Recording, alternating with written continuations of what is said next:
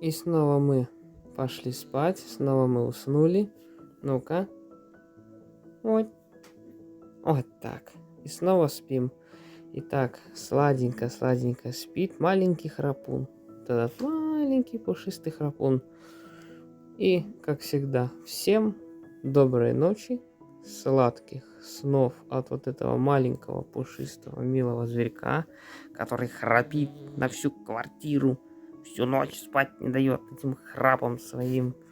Вот он, улегся и храпит. Все. Всем доброй ночи и на связи. Всем пока.